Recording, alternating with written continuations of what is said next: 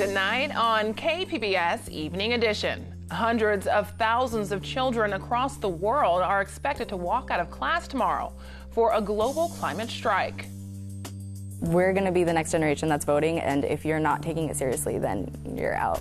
Yeah, we're trying to get We speak to one student leading the charge right here in San Diego. A local congressman is shifting his focus to reports of poor military housing conditions at locations across the country. The bill proposed by Mike Levin. The San Diego Latino Film Festival begins tonight. We're there live for all the excitement.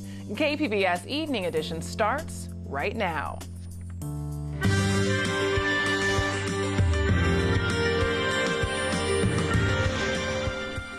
Good evening. It's Thursday, March 14th.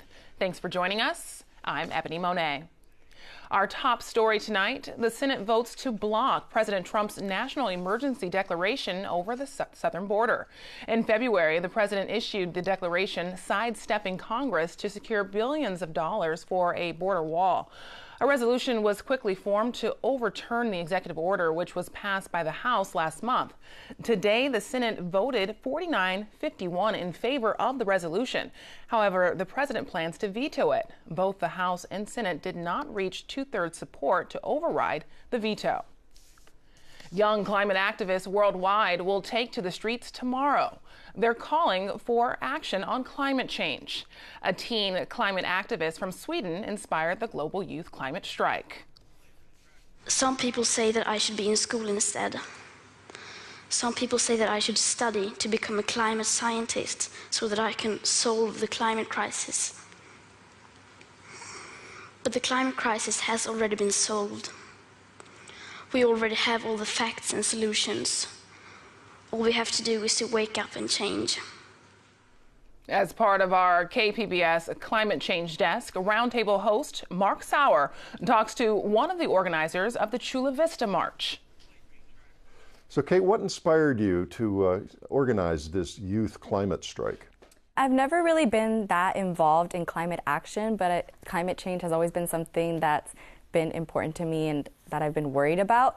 But I saw the whole strike movement on Twitter, actually. So from there, I went on the national website and just kind of looked to see if there was any strikes near me, but there wasn't. So I just decided to organize it myself because I thought it was important. The scare and the fear about climate change and humans affecting climate internationally and what the effects can be, how did that first make an impression on you? How did you start realizing that this is a very serious problem?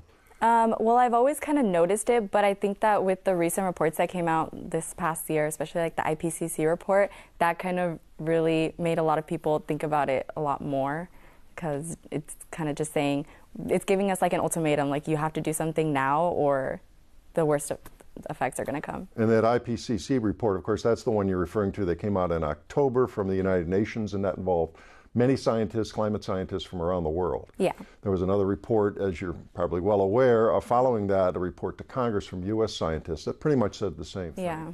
So what is the message? What kind of message do you hope to get across in your climate change strike on Friday?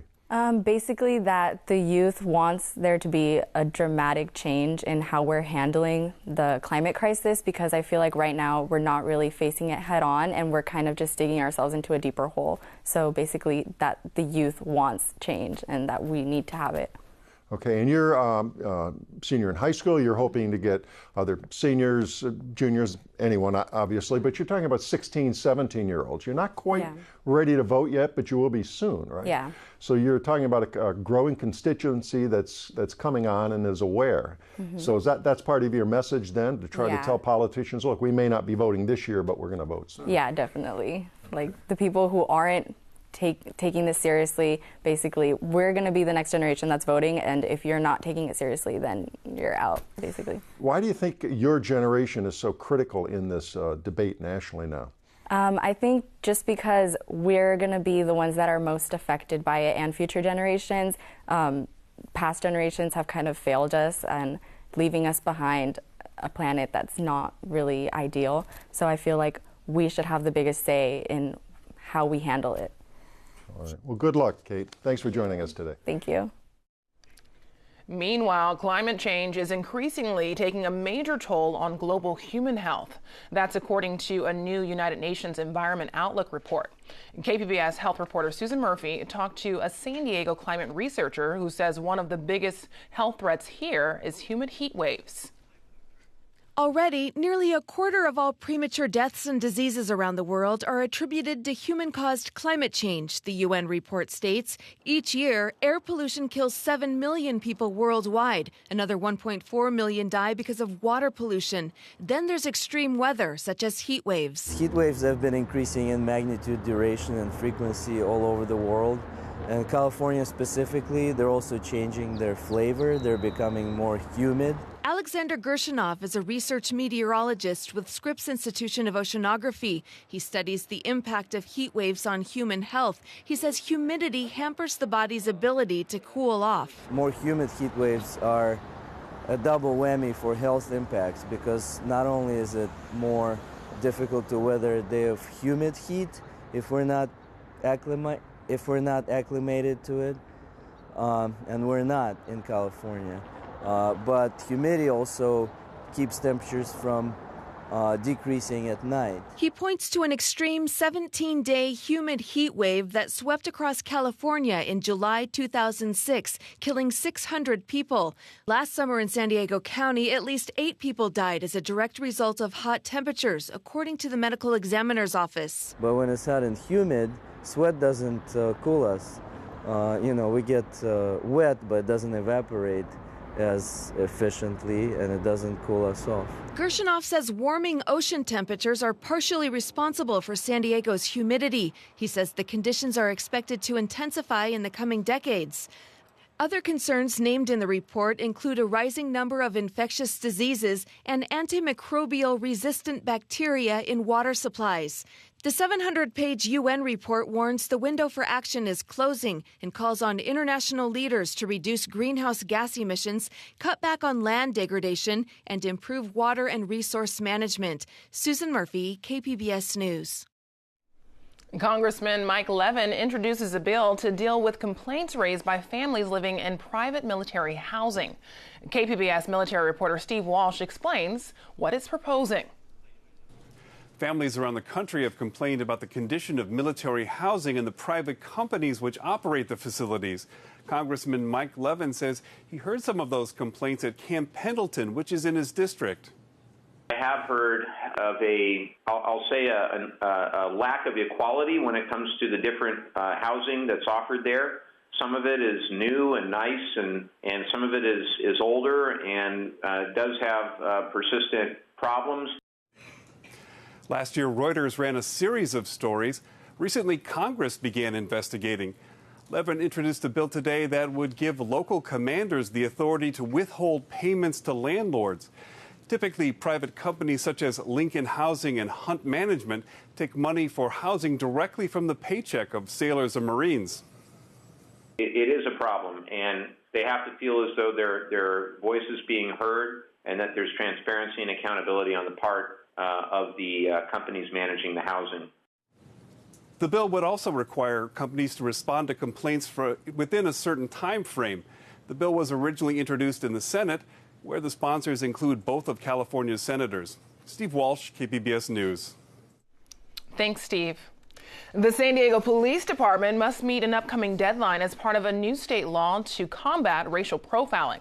But KPBS reporter Tara Minto says the agency is lacking a key staffer to help accomplish the task. The Racial and Identity Profiling Act requires police agencies to log the race, ethnicity, gender, and other details about people officers stop. They must share that data with the state by April 1st. A board will review it to see if California cops are stopping people based on their looks. San Diego Police Lieutenant Jeff Jordan says the agency's plan was to hire a data analyst to upload about 90,000 records it collected. But he says it didn't find the right candidate for the role. That would have been the role of a data analyst, a civilian position to kind of transfer all this data. But without that person, we've had to now rely on sworn personnel. That's 2 officers who were on limited duty. Jordan says it'll take 2 weeks for them to upload all of the records to the state, and they expect to complete it by deadline. Taryn Mento, KPBS News. Imperial Valley officials say they're close to finishing an important habitat restoration project at the Salton Sea. But the plan to refill the now dry Red Hill Bay is more than 2 years behind schedule. KPBS environment reporter Eric Anderson explains why. This area used to be in water. In fact, it reached all the way to the base of this hill. But now, obviously it's dry here, and the shoreline is hundreds of yards in this direction. The Salton Sea has been receding quickly for the past year, leaving large swaths of dry lakebed exposed to the elements. We've got the Salton Sea probably a mile out there, the shoreline. You see the playa areas here, that some of which has had IIDs, dust control measures on them. The California Resource Agency's Bruce Wilcox looks across the southern end of the lake, which is miles across, and the water here is already only a few feet deep. Most of that area, I believe, will be dry or close to it. If you could probably almost walk across that now if it wasn't so muddy. The exposed lakebed not only contains fine dust particles that can be picked up by the desert winds. Local officials worry about pesticide residue from farm fields and other toxic materials from runoff. That's why California's first step on a long-awaited plan to deal with the situation got such a warm welcome back in 2015. Biologists suggested flooding hundreds of acres of dry playa near Red Hill Bay to create habitat for birds while locking in the dust. Well, from that berm there, a mile that way to the east will be all wet with water. U.S. Fish and Wildlife Service biologist Chris Schoeneman says water used to cover this 400-acre bay, and with some engineering help, it will do it again. Turn it into essentially a huge saltwater pond. Saltwater, not the same salt concentration that the Salton Sea is in right now, because we don't want to rebuild the Salton Sea. Now we have an opportunity to restore this land using Salton Sea water, but also agricultural irrigation water. But the project, the first of many, has been anything but easy. It was supposed to be done 2 years ago, but likely won't be complete until late summer. Schoeneman says engineers learned some hard lessons about working on the dry lake bed. We're working in very wet soils that look dry on the surface, but you start digging and the ground starts literally, it'll liquefy as your big equipment is trying to do its work out there, getting big bulldozers and excavators out there. But the berms are finally built, ready to hold the water that'll be pumped in. This pipe and others will be connected to a pump on a barge in the Salton Sea. It will push that salty water into this basin, flooding it completely. In fact, the idea is to create a water habitat like the nearby freshwater ponds managed by the U.S. Fish and Wildlife Service. Those ponds host lots of plants and fish for migrating birds. The Red Hill Bay project will look more sparse because cattails and other freshwater plants can't grow there. It'll be a wide swath of shallow, salty water. This will be a bug farm for the birds that come here expecting to find food and continue on their migration. Once these saltwater ponds are complete, state officials can turn their attention to other areas of exposed playa. There is a sense of urgency because the exposed lakebed can put up to 100 tons of fine dust into the air every day. Rob Shedler works for the Imperial Irrigation District. As you know, the Salton Sea plan is a 10-year plan, but it doesn't have the funds that it needs to be carried out. Shedler says the regional water and power company is working to make sure California keeps its commitment to manage the changing lake. That includes finding enough money. The state has only set aside about half of the $380 million the management plan calls for in the first 10 years. And the effort will continue beyond that with a multi-billion-dollar price tag. It was assured that the state of California would handle the restoration of the Salton Sea, and here we are more than 15 years later, and now the state has a plan. It just doesn't have enough money.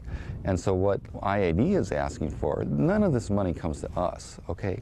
It is for these state projects to get built. And why? Because the people and the environment around it need it. IID is pushing for federal matching funds to double the amount of money available now. The lake, meanwhile, continues to shrink.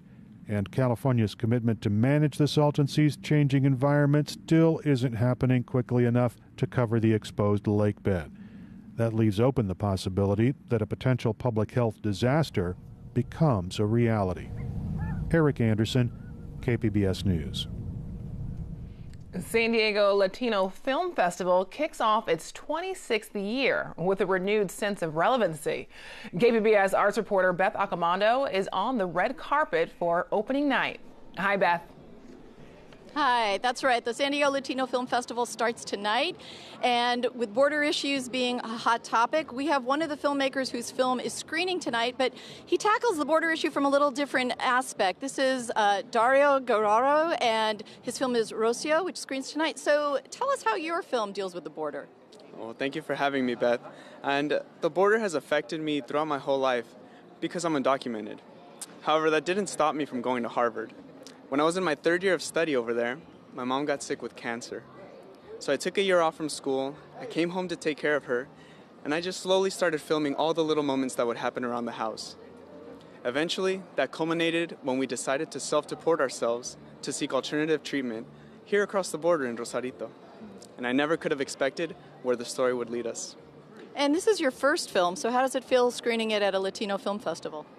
I mean, it's amazing. It's like my wildest dreams come true. I used to tell myself, you know, one day I hope to screen my movie in an AMC, and here we are. All right, thank you. And we have another filmmaker whose film is coming up later in the festival.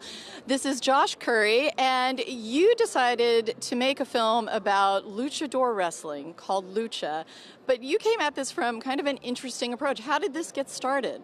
Yeah, so my full-time job is I work for GoPro, which is the small action camera company, and in really looking to expand our markets, we really wanted to have a space and a presence in the Latin American market. And looking at opportunities and our team down there and our sports marketing team, they kind of came to us with an opportunity to shoot and kind of be a part of AAA, which is the main company for Lucha Libre down there. So, in looking at the opportunity, I kind of saw that there was a much deeper story than just on the surface. So we just really kind of dug in, and after a lot of conversation, just got really excited about what the story was beyond just something that was on the surface.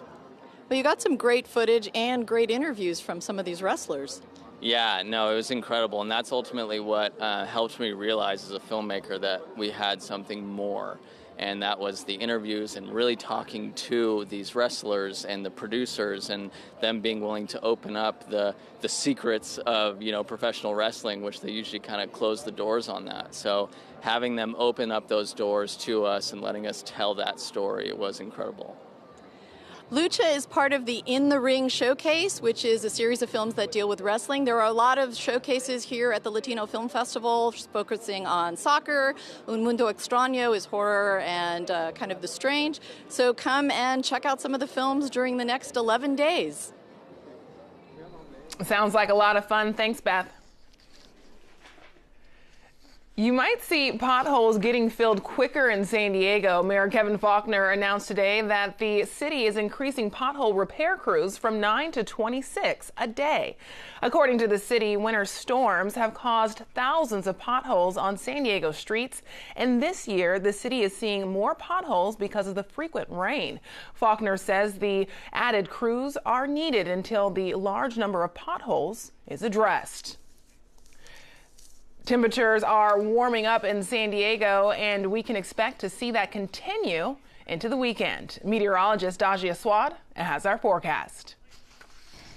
Here's a look at your satellite and radar from the past several hours. Not too much happening here across Southern California. We do have clouds out towards our west there, but not really going to be moving on in for tonight. What we have been noticing are the winds, and that's going to continue to be the case even into your extended forecast. So for tonight, partly cloudy skies, no precipitation with a low of 50. And across the region, we're cooling down to 47 in Borrego Springs, 34 in Mount Laguna, and 41 in towards Oceanside. We move into your Friday 7-day forecast. That warm flow continuing here, offshore flow really bringing temperatures well above average for this time of year and across the coastal as well as inland areas. We're looking at chilly conditions back towards our east. So if you're headed to Nevada, Utah, even portions of northeastern Arizona, going to be feeling the need for the jacket. You're looking at a high of 75 tomorrow in Borrego Springs, 49 in Mount Laguna, and in the lower 70s in Oceanside and San Diego with sun and clouds mixing, but overall a dry day, no precipitation within the next 24 hours. And really, as we continue through this weekend, we set up in this dry forecast, this dry regime as we head into the weekend. Upper level ridge taking over the west coast, limiting the amount of moisture we'll see here. Best chance for wet weather will be into next week, midweek. But for the next several days here, not too much to complain about, especially if you want to head outdoors, get outside of the house. Temperature is going to be in the 70s for much of your extended forecast here at the coast. Once again, we're usually in the 60s with our high, so we are a bit above average, feeling mild on Sunday with a high of 74. Your lows in the upper 40s and lower 50s. Inland areas, man, it's warm for your extended forecast. In the upper 70s Friday and Saturday, then into the lower 80s Sunday through your Tuesday, feeling that warmth as well. In the deserts, also going to be seeing temperatures in the 80s with lots of sunshine for your Saturday and Sunday. And into the mountains, we'll be topping off in the 50s for this weekend with dry conditions, but also feeling a breeze. Reporting for KPBS News, I'm your meteorologist, Dajia Swad. Back to you. Pancreatic cancer has recently made headlines. Popular quiz show host Alex Trebek is back at work hosting Jeopardy after announcing he's been diagnosed with stage 4 pancreatic cancer. I plan to beat the low survival rate statistics for this disease. Truth told, I have to, because under the terms of my contract, I have to host Jeopardy for 3 more years. So I'm joined now by Dr. Andrew Lowy, a professor of surgery at UC San Diego Health. Welcome. Thank you. Happy to be here. So, doctor, how common is pancreatic cancer? So pancreatic cancer will affect around 57,000 Americans this year as new cases. That puts it as a relatively common cancer, but much less common than, for instance, breast or prostate cancer, which will affect each over 250,000 Americans each year. So what are some early warning signs, some early symptoms? So the biggest problem that we have in treating pancreatic cancer is its late detection. And the reason that it's detected late is there really are no early warning signs. The most common symptoms that people will be weight loss and abdominal pain or back pain. Really, the earliest sign tends to be the onset of jaundice, meaning people's skin becoming yellow, and that's from when the cancer obstructs the drainage of bile from the liver. But even that is not really an early sign typically. Are there some habits that people may have that make them more susceptible to this type of cancer? Yeah, so there are what we call modifiable risk factors, things like smoking. Obesity is clearly a risk factor, and heavy alcohol use also increases the risk. Can you tell me, doctor, what's the survival rate? So for patients diagnosed in 2019 with pancreatic cancer, the 5-year survival rate is only 9%. And what about stage 4? So for stage 4 patients, the 5-year survival rate is more along the lines of 1%. Is there anything that people should be doing more of, like early screenings? What can people do? Unfortunately, the pancreatic cancer isn't common enough to make a screening test really feasible for the general population. But there are high-risk groups, patients who have an increased risk above the average person, and those are patients who have a family history, and we denote that as having 2 or more first-degree relatives who've had pancreatic cancer. Patients who have certain types of cysts in their pancreas are at increased risk. Patients who have are known to carry genetic mutations that can predispose to pancreatic cancer if someone in their family has had pancreatic cancer before, and chronic inflammation of the pancreas, like chronic pancreatitis. Those are patients who we think deserve screening. And at Moore's Cancer Center at UC San Diego Health, about 3 months ago, we inaugurated a pancreatic cancer prevention clinic to address that population of patients, to provide them access to screening tools and to really study new techniques to both detect and treat pancreas cancer. Popular quiz show host Alec Trebek recently announced that he's battling stage 4 pancreatic cancer. When someone as high profile as him announces that he's battling the disease, from your perspective, do you think that that's helpful to raise awareness, or? I think it's incredibly helpful. Pancreatic cancer, because the survival rates are so grim, suffers from a lack of faces of the disease. When you don't have a lot of survivors, it's harder to get the word out. And I think it was really brave of him, and I think it's incredibly helpful to shine a light on the urgent need for further research. Pancreatic cancer is underfunded compared to, it's the 3rd leading cause of cancer death in the United States, but it doesn't receive nearly as much funding from the federal government as do cancers such as breast and prostate cancer, which, although more common, don't claim as many lives. You can find tonight's stories on our website, kpbs.org/evening edition. Thanks for joining us. Have a great night.